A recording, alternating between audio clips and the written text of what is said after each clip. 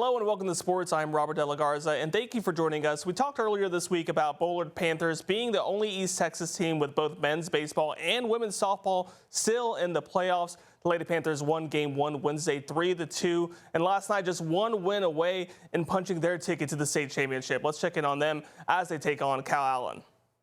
After 2 runs, Calallen in the first, Carter Swanson lays down the bunt in the second. Pitcher can't handle the ground ball, and that's Peyton Walker who scores. Textbook bunt there, and great base running by the Panthers, but still trailed 2-1 at this point.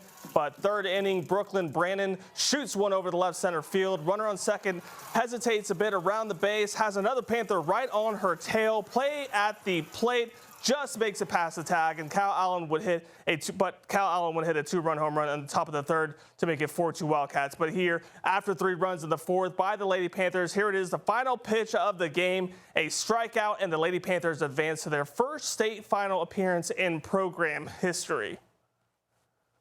So let's take a look at the scoreboard here. As we just mentioned, Bullard advancing to the state finals for the first time in program history with 5-4 win over Calallen. Iowa Park here. Mineola led this one through 4, but Iowa Park ties it in the 5th, then goes off in the 6th inning with 5 runs. Hawks sweep the Yellow Jackets and advance to the state finals. Groveton season comes to an end after a 6-1 loss over Ganado, and Comer Picton forces a Game 3 after a 4-2 victory over Shiner. Now over to the men's side.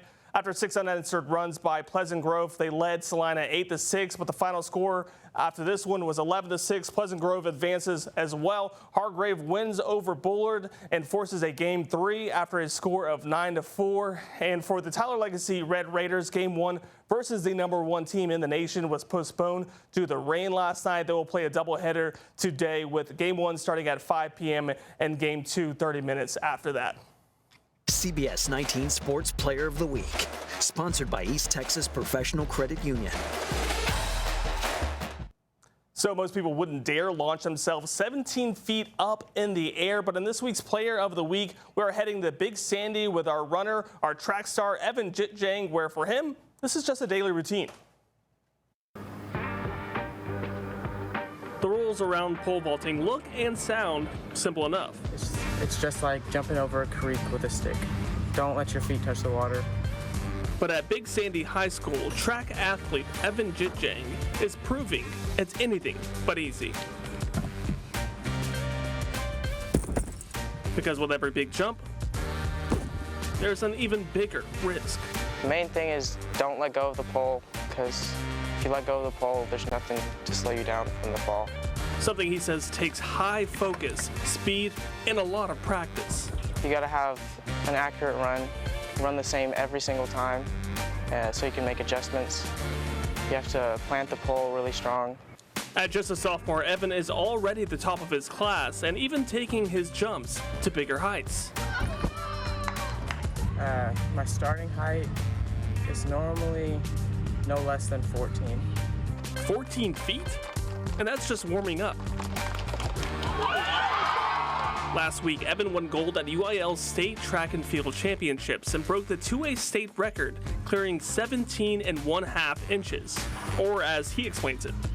It's basically jumping over a full-grown male giraffe. Now Evan is chasing even bigger heights. I just want to jump higher, get a PR. Hopefully, if I get lucky enough, I can make it to the Olympics and be competitive there. While he makes one of track's most difficult events look easy, hopefully it'll put Big Sandy back on the map. He knows the only way to the top is raising the bar.